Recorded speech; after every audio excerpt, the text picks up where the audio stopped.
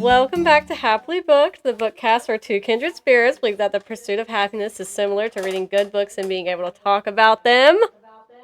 Gotta get that out of the way. We're your hostesses, Brooke and Beck. And now we have a special guest with us today, Mr. Caleb Crowe, an author. Hello. I'm so excited to be here. We're so excited to have you. Oh my goodness, this is so crazy for us. Have you had guests before? Nobody official like you. Okay. Just her mom. Yes. Okay. And was she invited or did she just sneak in? Well, a little bit of both. Yeah, the first time she was invited, the second time she invited herself. Yes. So we're like, why not? Whatever. Well, I am deeply honoured to be your first guest who isn't a blood relation. Yes, we are honoured to have you. Thank you so much for joining us. Oh, much better. There we go. That looks a lot better now. I had to flip the screen back over. I hope you can't hear our chairs creaking. No. Oh, well. The wonders of AI have removed that. Yes. Yeah. We could really probably just use AI to put a whole image up here for us. We have family members who are completely against AI, so we Yes. probably won't do that. That's okay. We can always just move our chairs. That's true. All right. So, I wanted to finish your book before talking to you today, but I've been not feeling very well, so I've not been able to prioritize reading in general. But she's pregnant. I am. Something weird that happens to her when she's pregnant is thank you. She gets nauseated when she reads. I do. To be honest, that's the effect my books have anyway. No, your books are great. Yeah, what was it? You had commented something talking about one of the characters doing something with something in their mouth. Robbie put his hands in Celine's mouth and he was making his hand bigger and bigger, and I was so creeped out by that. I know. I remember when you posted that, I was like, oh, because Becky doesn't handle a lot of what would you say, gruesome things very well. But I'm excited. I really wanted to finish it before today so I could ask you in-depth, detailed questions, but I couldn't get around to it just yet. But I am enjoying it so far. The good thing is you can ask me without going anywhere near any of the spoilers. That's true. Yeah, that's true. I'm sure you wouldn't reveal them anyway. So, so you got any questions for? Okay, I do have a couple of questions for sure in my head. Not necessarily geared towards specifically this book, but I am curious because you are a normal man and presumably not a serial killer. And so where do you get your ideas for writing these cringy things that happen in your thrillers? Yeah, it's interesting because actually before I wrote psychological thrillers, I used to work in TV and I worked mainly in comedy. So, that's funny. But interestingly, there's quite a lot of overlap because I think if you think about a lot of comedies, quite often what goes on is you get people who are at kind of crises points in their lives and things are going horribly wrong and spiraling out of control. And one thing, they try to solve a thing. And not only do they not solve it, but they cause another problem while they're trying to sort it out. And obviously what you do in comedy is you then sort of play that for laughs. But it's only really funny if it's real. And so actually, it's not massively dissimilar when you're writing psychological thrillers. I think the other thing as well that's really important for me is that they should feel really credible. I sort of talk about my books being where extraordinary things happen to ordinary people. And so I guess I try to really channel, that example with Robbie, and, it's not some great big gothic constructed thing. It's just the sense of what happens if somebody invades your personal space and you realise oh my God, I'm powerless to do anything about this. So I do try to kind of mine the tension in the ordinary. But obviously there are sort of bigger conceits to books, and they come from different places. The first one, The Girl in the Painting. I mean, I'm really kind of into art, and I collect art. And I was looking at a painting one day, and it was quite a sort of mysterious, figurative painting. And I was thinking about where those images come from, and I just thought, well, what if one comes so deeply from somebody's subconscious that they themselves don't really know where that's come from? But weirdly, that book didn't start about that. As most of my books start about something completely different. So that book actually started about, I wanted to write about school, and a friend of mine his wife worked in a school, and they had a lottery syndicate, and they won not a massive jackpot, but enough to give people about 30,000 each. Oh. But some people, it was a really, really happy staff room, he said. And then some people were in the syndicate and others weren't. And some people had recently been in it and left. And when they won this lottery, within 6 months, the school had entirely fallen apart. Everybody hated each other. And I thought, oh, that's a really interesting setting. And so then I thought, oh, who could be my characters who are teachers? And then the story develops. I plan everything meticulously. And I just find myself getting interested in a different area of the story. And just think, oh, well, if this is better, I'll just follow that. Yeah. And then my second book, The Wrong Neighbor. I mean, that literally came from, I was on holiday somewhere in this idyllic place, but it was in the middle of nowhere, and it had a septic tank, and it was there was a bit of a leak, and so the steps down to the beach were a bit smelly and unpleasant. And then I thought, oh well, what if you had your dream house, but something about it turned into a nightmare? And then that developed into that book, where the nightmare actually became the neighbours, but the septic tank remains as an element of the book. I love that. That's so amazing how you can just go about a normal trip, and then there's one little thing sparks an idea, and you just branch off from that. I think that's so cool. I love that. You've read The Girl in the Painting and the Wrong Neighbor. Yes. So you've written, I think it's 5 books.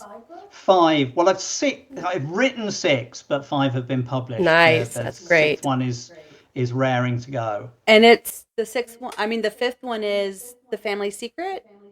That's right. Okay, so that's the one that I was wanting to read, but I have Audible and Everand, so I went on Everand and searched for it, and it's not there. But I searched your name, and I found The Girl in the Painting. So I listened to that one first, and then I listened to The Wrong Neighbor. And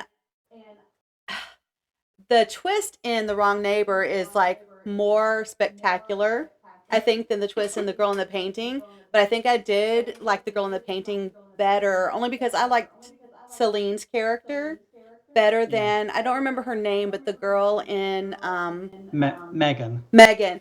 I didn't care for her as much as a person as I liked Celine, but I did love how she handled things towards the end of the book in that one. I think it's interesting about that kind of identification with central characters, because you obviously want your readers to want to go on that journey. But at the same time, I think there has to be something of a kind of Shakespearean tragedy about what you're doing. For me, it's important that there's a kind of flaw somewhere in the character, so that they're not just somebody that stuff happens to, but somehow something about their choices leads them into into the trouble that they get into, and they have to kind of go on a journey. And I think that can, like with Celine. Celine is she's young and very naive and kind of out of her depth. And I think some people have kind of gone, like, oh my God, I want to slap her. She makes these bad choices. But I always think what people forget is, like, pick up the paper. People are very smart when they're looking at somebody else's thing and they go, oh, I would never do that. And of course, our own lives as well are often littered with the kind of, the remnants of, some pretty poor choices we've made along the way. And so I think, she could have made some better choices, but she's by no means the worst person in the book. And again, in The Wrong Neighbor, Megan is she's older, smarter, should know better. She has a kind of crisis in her relationship, and she just jumps into an affair with somebody else and very quickly finds herself in another place. She's just been impetuous, and then she realizes when she's in the middle of it, oh God, I've jumped off this cliff, and now I'm in a whole world of pain. But I mean, I just think that's very kind of human. I mean, if people are reading them and they've never made those kind of mistakes, then good luck to them. But that's yes, really the carnage which represents my life in the rearview mirror. That's true. Yeah, she's they are both very normal people, and they do have like normal flaws. The way that the girl in the painting starts off, I had forgotten, so I re-listened to some of it this morning on my way down here to refresh my memory, and I had forgotten that the beginning of the book starts off with something that actually happens later. So like I remember listening to the book and just waiting for this part to happen, like, is she okay? What happens to her? And so I really like that it starts off kind of already in a wild moment. I think those sort of scenes that prefigure something that's going to happen later can really allow you to. They're a tool for making the ordinary menacing. Alfred Hitchcock had a thing. I don't know if you've heard of this. He talked about the bomb in the suitcase. Okay. So he said, imagine a scene where you've got two men in a cafe who are discussing the weather. And then imagine what you're watching that scene again. But what we, the audience, know, and what one of the men knows, is that he has a bomb in the briefcase, actually, is the briefcase under the table. And then that scene, which appears to be so ordinary, is so full of tension. And I love that. I love it when I'm writing scenes that feel a bit like that, where the tiny details make you feel like the walls are kind of closing in. That's cool. I love Alfred Hitchcock. I didn't know he said that. That's really cool. Yeah, your books are so well written, and it's funny, like when you share someone's terrible comment about one of your books, I'm like, did they read the same book? Like I'm baffled. Isn't that crazy how Yeah. when people go into, you can read this book, I can read the same book, and we have think completely different ideas about it. It baffled me. I think you have to develop a very thick skin about it. I mean, there is not a book out there that doesn't have.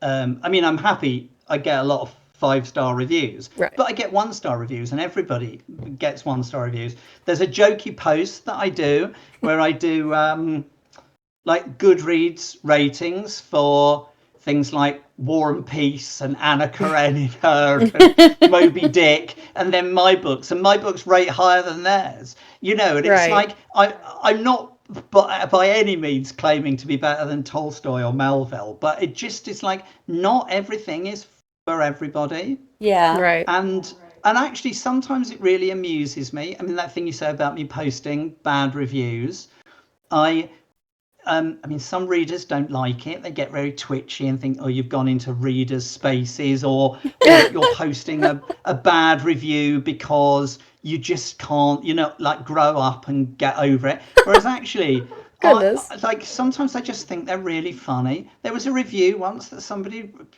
wrote, and they just went, this is the worst book I've ever written. And I just thought it's so funny.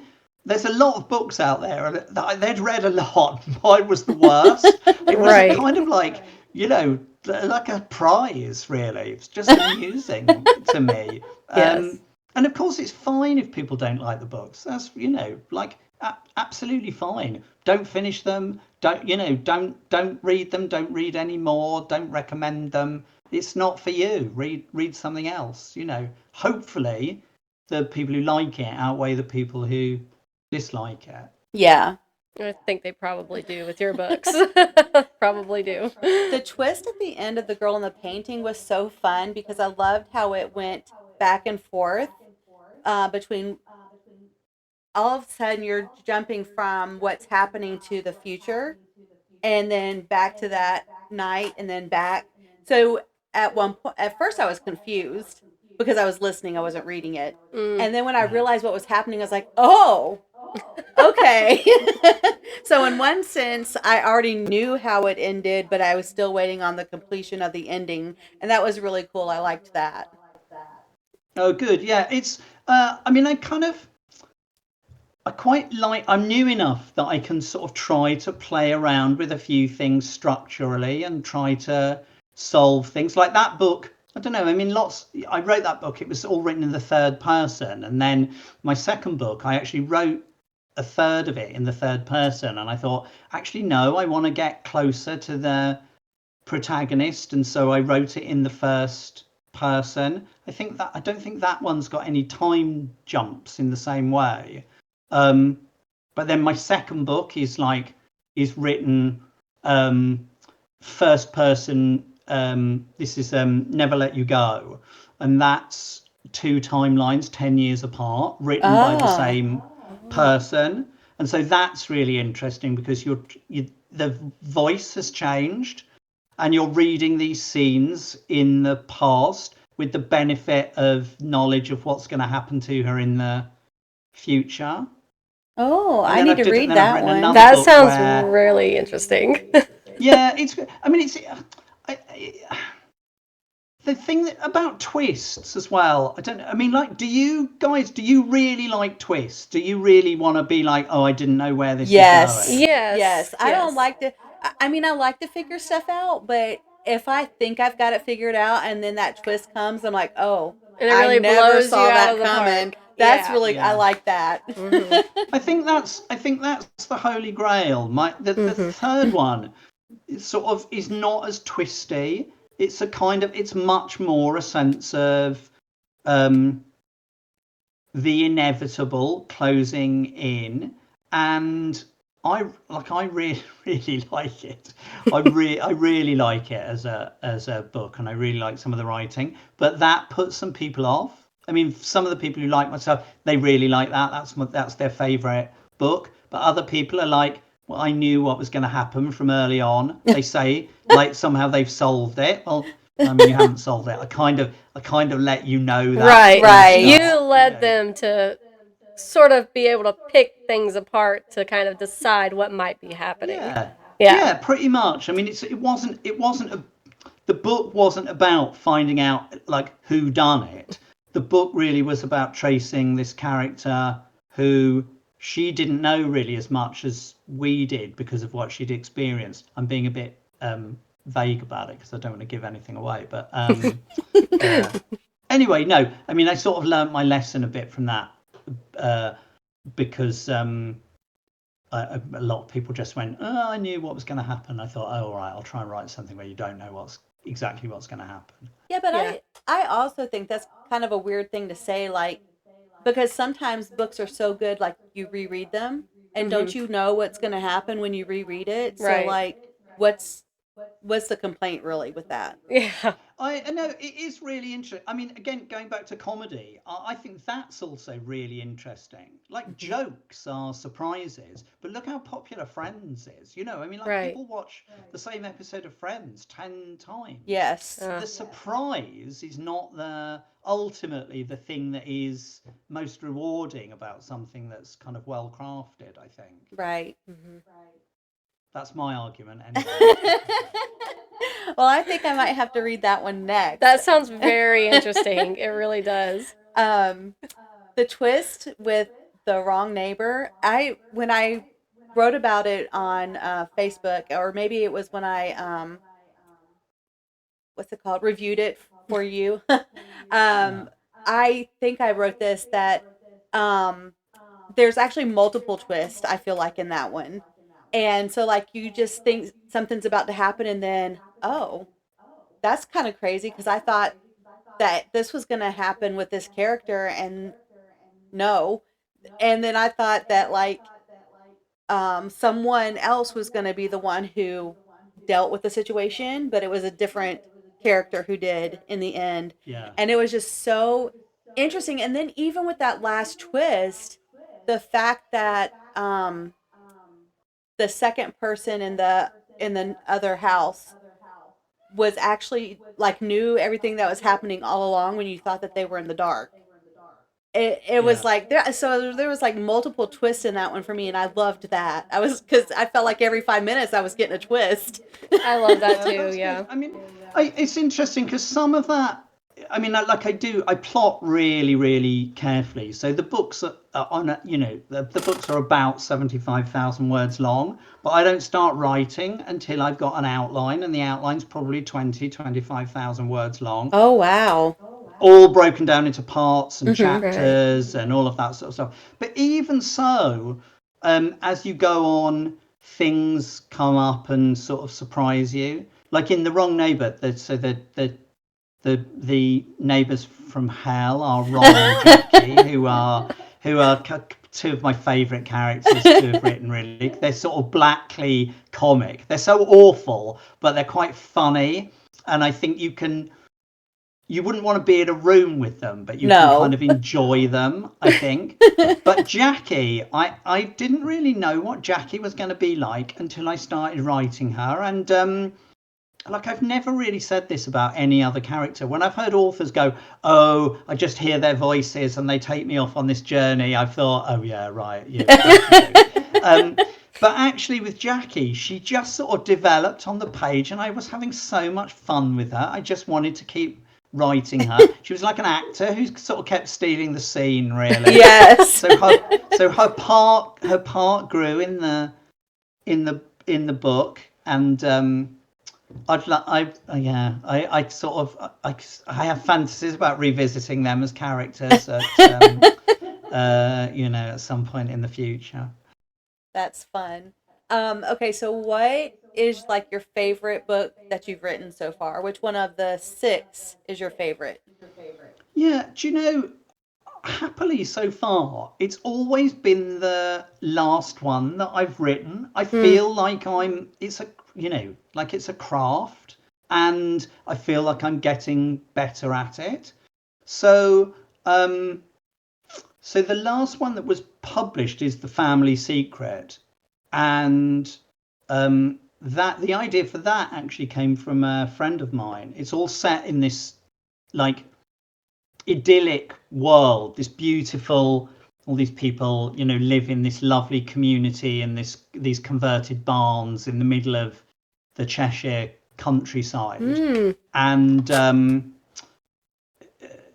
it's like, well, kind of what if an interloper comes into that world? And this was all based on I mean, it's a friend of mine. He doesn't actually know it. I visit him sometimes in this converted barn. I must give him a copy of the book. I've stolen his life, really, because the every time I describe the barn and everything, it's like this place that I visited quite a lot.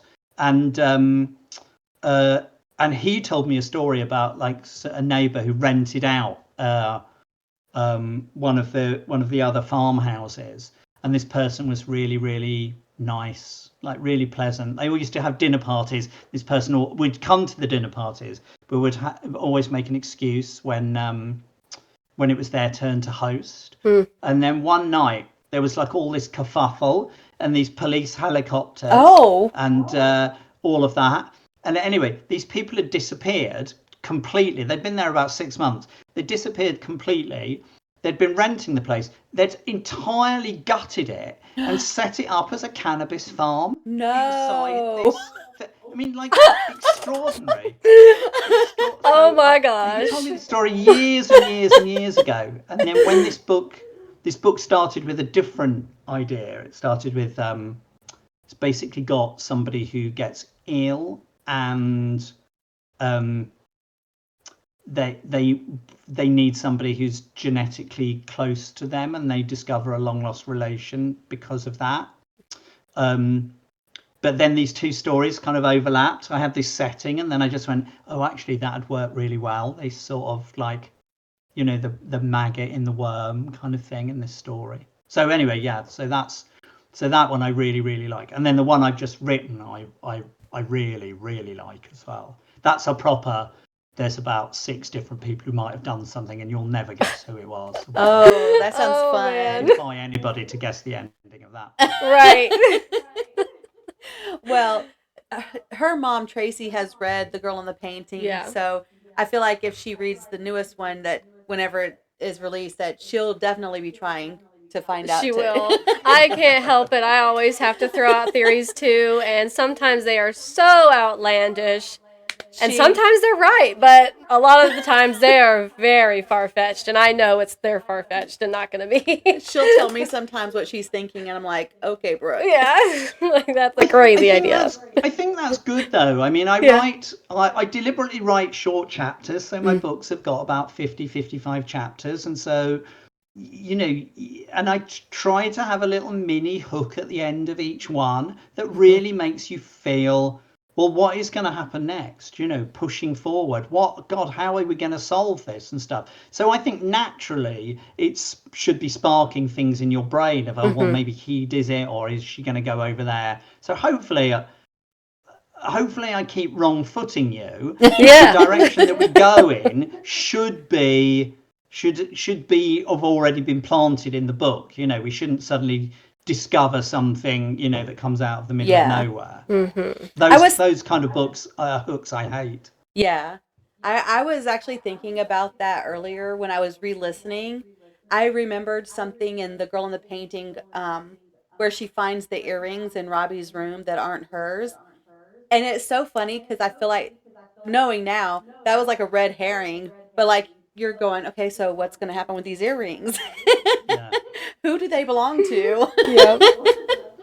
I just think, again, that, yeah, I mean, I did sort of want you to think, oh, is that going to go somewhere? But actually, ultimately, that's just a sort of, I don't know, I just thought the horribly intimate thing of having to put Yes. an earring through your ear with your boyfriend, who's clearly had a fling with somebody else, and some girls left that there, and then he thinks they're yours because she pays so little attention to you. Right. But then, like, how kind of, I don't know, awkward that would make you feel. I was grossed out reading it. I was thinking, like, what if the other person had some infection and you're sticking it in your ears, you know? Like, Well, especially in Robbie's flat. Oh, yeah. It feels like pretty much every nook and cranny of that is like a sort of petri dish of something vile waiting to infect you. It's true. I can't wait to read it. I know you're gonna like it. I know I'm gonna like it. And you're gonna have to read The Wrong Neighbor too, because I think you would like that too. And The Family Upstairs, Their Family Secret. The Family Secret. The Family Secret. Yes. That sounded very interesting as well. Do you have any questions? Like, is there anything in particular that, I know you said you only read the first chapter. Right? I know. I wish I had gotten further. I don't have any questions about this book in particular. As a thriller author, I am curious as to what your favorite genre to read is. Do you know, like I don't read thrillers, Hmm. and I think it's yeah, I sort of try to avoid reading into the area that I work in. I mean, I read a few, obviously, but I find like I get more pleasure from stepping away and doing something different. So even like for I do read some fiction now, but for a while I just used to read non-fiction books and popular science stuff, history, biographies. But I am my that doesn't mean I stopped buying books. So my shelves are heaving with books that I feel I'm never going to get time to read. So I have started kind of going back into fiction, and actually I read just quite a lot of literary Yeah. fiction. Again, I kind of feel like life's too short to read bad books. Yes. So sometimes I kind of look at it and I just go, oh well, I haven't read all the Dickens or all the Hardys or Dostoevsky, or I mean I intersperse them with something a little bit lighter, but especially in the sunny weather, you don't want a massive, Right. depressing Yeah. Russian tome. So, but yeah, really sort of reading out of genre most of the time. And I Very think it's interesting. interesting I know a lot of people who do read within the genre read masses, read voraciously, and hundreds of books a year, and Yeah. within the same genre. And uh, I just did a little post about it today. Actually, I've just noticed more and more people writing, "Oh, I'm in a bit of a book slump. Uh, I'm a bit burnt out. So can you recommend me any good books?" And I just think the last thing you want is another book. Go off and do something else. Yeah. Yeah. Give yourself a bit of space for them. Let the books resonate a bit. Give yourself a bit of kind of breathing space, because I think you can start seeing the recurring shapes and the Hmm. tropes and things, and feeling, I don't know, like wondering what are you reading it for? Are you reading it for the pleasure of reading, or getting those numbers up to put on your thing, or doing your alphabet chart, or feeling like, oh, I've solved it, as opposed to just like, I think I always I think of the books as roller coasters. I think people buy a ticket, they get on, and I whiz them around, loop, up and down, scare them a bit, and then Yes. they get off, and they should go and do something else, not immediately get on another roller coaster, because Right. you'll get desensitized. Mm-hmm. Yeah. So here's an author saying, read less books. That's funny that's- because Read yeah. other people's books. Of course, is what I mean. that's funny because I've tried to switch up what I'm reading this year. So I have read some more thrillers, because I don't. That's not really my thing. That's Brooke's thing. Hmm. But Yeah. I've read obviously your books and some others. But I've also read some histories. Like for Black History Month, I read Up from Slavery and a couple of other autobiographies, sort of by former slaves. So it's been neat to go like back and forth between like historical books and thrillers, or Yeah. historical books and cozy mysteries, or whatever I feel like reading, Yeah. and Yeah. just like switching it up and not reading the same thing every Hmm. month or whatever.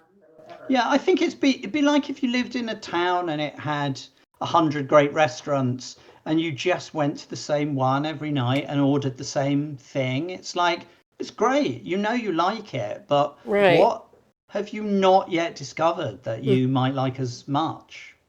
Yeah. Yes. I try to get, speaking of restaurants and not books, I try to get my youngest one to branch out of chicken and potatoes or chicken and rice, and hey, there's other things besides chicken. Yeah. Yeah, yeah, yeah. Right. Yeah. Right. Yeah. Yeah, no, it's good. No, you just don't know, do you, till you try something. You might not like it, or you might like it more. Yeah. Yeah. And I think that this podcast has helped me with like my reading because I used to always read like when I was younger. I always had a book. And then somewhere between college and having my first child, I stopped reading. And when we started talking about doing this podcast, I was like, well, I haven't read, I don't really read anymore. And I started reading, and I'm always reading something. Now I have gone like a week or so without actually reading, but it's like I feel like it's an obligation since that's what the podcast is about to read something, but also to branch out and not let my viewers only hear about like cozy mysteries. So that's Right. one reason why I started like doing something different this year is because I wanted to give other people an opportunity to be able to hear about a book that maybe they are interested in. And I'm glad that I did that because I've really enjoyed the books that I've read that aren't within my normal wheelhouse of reading. Yeah. Yeah, and I think that's what's, book clubs are just fantastic for that, aren't they? Mm-hmm. Because, like 5 or 6 people, you might write on a piece of paper a book that you want to read, but Mm-hmm. something gets picked out by somebody else. You may have never heard of it, or you would never have gone anywhere near it. Sometimes that won't work. And what have you lost? Nothing. But Right. sometimes you trip over something that is like, oh my God, wow, what an amazing discovery. That kind Yeah. of happened. Brooke is in a book club, and that I Yes. feel like that happened with the what is it called? The Book Lady of Troublesome Creek? Oh yeah, we read The Book Woman of Oh, the Book Troublesome Woman. Creek. We also read Tomorrow and Tomorrow and Tomorrow, which was actually one of my picks. And we read that one by Gabrielle Zevin, I believe is her name. And they would have never picked up that book. But once they read it, they absolutely loved it. They thought it was one of the best books they've ever read, and I was like, "Wow, this is bringing us together in many different ways." Yeah, no, I love book clubs, and Yeah. if a couple of times people have said they've been reading one of my books, and like if I can turn up on a Zoom, I like to do it. Quite often they're if we're doing this, me in the UK and you in the States, at Mhm. what is a civilized time for both of us. But quite often those meetings are in the evening, so it's about midnight for me. Right. And what I haven't managed to do it yet, but I have this fantasy of joining a Zoom in a kind of silk dressing gown in bed with a cocktail, as if this sort of louche artist who just hangs around all day does it. I don't know. It appeals to me, the idea, but so if I get another invitation, I'm gonna come hell or high water. I'm gonna do it. You should Yes. definitely do that. Yep. Oh, that's so funny. Oh my goodness.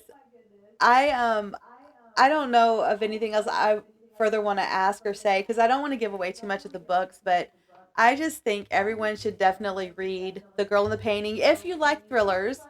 Um, and because we've had this sort of conversation before on Facebook that I don't particularly like bad language and a lot of people don't.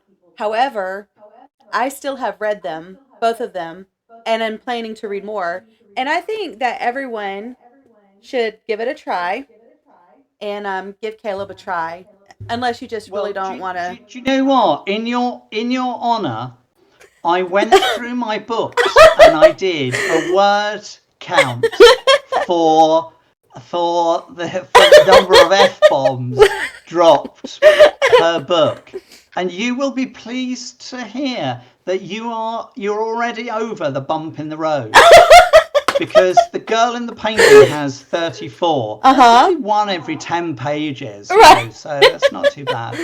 The wrong neighbor has 38. Okay, I did think Then there were more in that one. the third book that goes down to 28 in Never Okay. Let You Go. Trust No One's got 10, Okay. and The Oh, Family Secret has none at all. Oh. that's the one. So there we are. I'm not sure what that says about me or the characters. It's not me. I'm not sweary. You see, Yeah. sometimes the characters are. Well, I will say that, like in The Wrong Neighbor, I feel like I remember that the ones who used it the most were actually the people who should.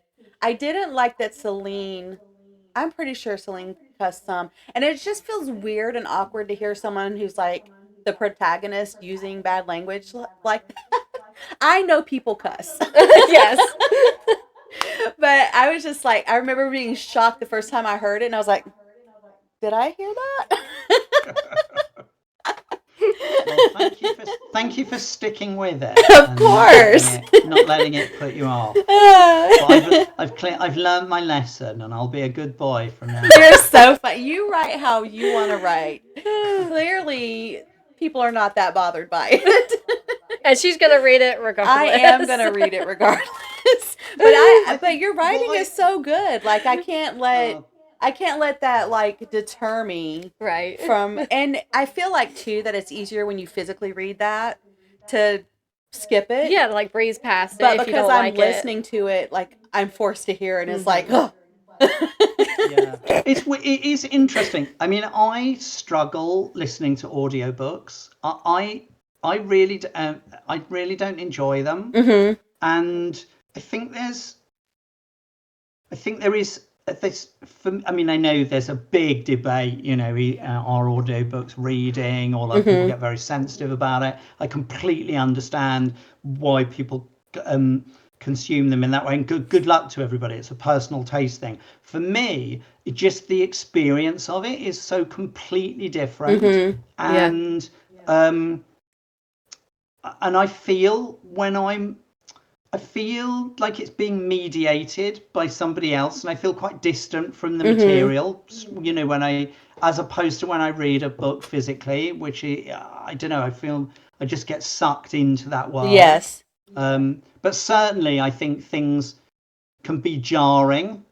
Accents, the wrong accent. I think it's really difficult for people when, you know, it's not a play. They're narrating a book, but if it's in the first person, they're sort of being that central character, and then suddenly they have to put on some voices. Yeah. And they do the voices for other people, and I'm like, oh, I'm not. That's a bit awkward. Yeah, I can feel a bit cringy. Yeah. Yeah, a little bit. I sort of feel like, if I was writing it for it to be read, I'd write it differently. Right. I sort of know the audiobooks are there, and it's brilliant. People like them, and actually the audiobook of The Wrong Neighbor has like done gangbusters in sales, which has been you know, a very, very pleasant surprise. But yeah, it's like I just can't sit down and do that for pleasure, really. Well, I feel like audiobooks probably have come a long way. My aunt went blind when she was in her 80s, so she had to listen if she wanted to enjoy books, and she was an avid reader before she went blind. But for me, I would definitely rather physically read a book. I love the smell of books. Yeah. I love to have it in my hand. But I'm in my car so much, I listen to working on the way home, and it's like, you know, then when I get home, I have children. So it's like they're pulling me, you know, to do different things. Yeah. And so right now, audio works for me because I have this podcast, and like I have to consume books somehow. And I am physically reading some books, and it's terrible. It's taken me so long to read them. Me months. And I'm like, if I could just be home, I could have that book read like that. But I'm in the car all the time. So it's just really funny. I do also prefer to physically read. I think that's the best way to consume the book. But I used to be a book snob, and like she has a Kindle, and I remember when Kindles first came out, I was like, why would anyone get a Kindle? Why would you electronically read a book when you can hold this beautiful book in your hand and flip the pages? Yeah. It is weird. I mean, I can read on a Kindle now. Do you know the thing that I miss when I'm on a Kindle? I like it when you're reading and you can feel that bit getting thinner. Yes, I love that. My God. We're really sort of racing towards the end now. And of course, on a Kindle, you go, oh, all right, that finished. Yeah. Yep. That's funny. Yeah, I remember when I was physically reading, like when I was younger. And well, earlier this year when I read Just Stab Me Now, I remember when it got down to like this much, and I'm Yeah. like, I can finish this. I'm gonna stay up and finish this. I don't care how long it takes me. Yes. Yeah. Yeah, there's really something about that. Yeah. Staying up till 2 in the morning, just plowing through the book. Yes. Yeah. Is there anything else you want to talk about specifically, like with your books? I don't know. I don't know. I don't want to come on here and do some sort of sales. Oh no, spiel no, I'm any more not than I worried about. have I'm done trying to already. sell So your no. books anyway. I'm trying to help Well, you. no. I mean, I massively appreciate it, and I mean, like, I quite enjoy going on social media and being a bit cheeky and all of that sort of stuff. But there's nothing better than somebody who's just read a book and has no vested interest in it, but goes, I really like this, have a look at it. So anytime I get that sort of support, it is incredibly, I'm really grateful. And it's a tough old world out there at the moment in Yeah. It is. fiction stuff. I mean, there's so much stuff getting produced, and like we started talking about AI, and when you were talking about it getting better for audiobooks, I was thinking, well, but there's loads of those getting chucked out with those terrible AI Oh readers. yeah. I think stopped reading a book that was read by AI because it was so terrible. I don't remember what it was called.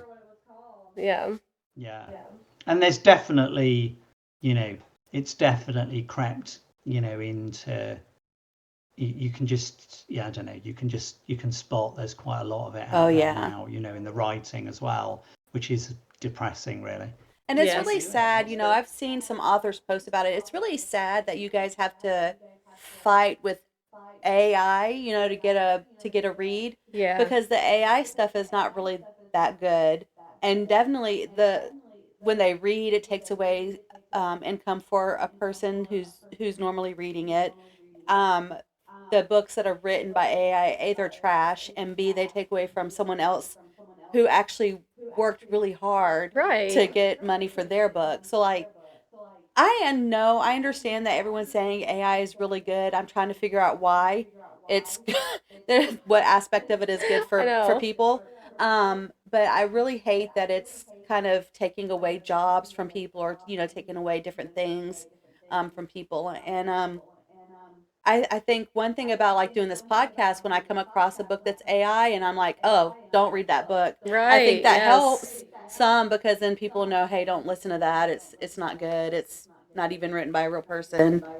I don't understand why people would do it. I mean, I don't get it at all. I remember seeing a thing a while ago that sort of said, well, when we were kids, we dreamt that the machines would do all the washing and ironing for us and the washing up, and we'd live all these lives. And actually, what are we doing now? Like the machines are doing the painting and the artwork and the writing, and we're stuck loading the washing machine. Right. It's like, why as a creative person would you not want to mine your own creativity? Yeah.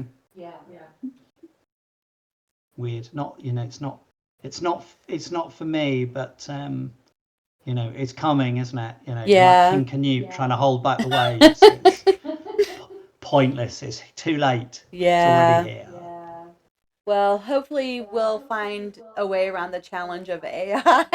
Yeah, hopefully so. And don't stop writing, because I'm enjoying your books, and I'm hoping that a lot more people read them. So Brilliant. Well, listen, thank you so much for your support, and thank you for having me. It's just been a real privilege and a delight. Thank you. Yes, Thank this was you. really wonderful. Thank I mean, you. yeah, I feel so. I told her, I said, I'm fangirling over here. Like, I feel like we've had a celebrity on the show. I'm so excited. You're so funny, Becky. It doesn't take a lot, apparently. But I'm so glad that you came on the show with us. Thank you Yes. so much. Oh no, thanks for having me. It's been lovely. Well, I hope you enjoy what's left of your day and have a nice evening over there in England. Brilliant. Thank you. Bye. Bye. Bye.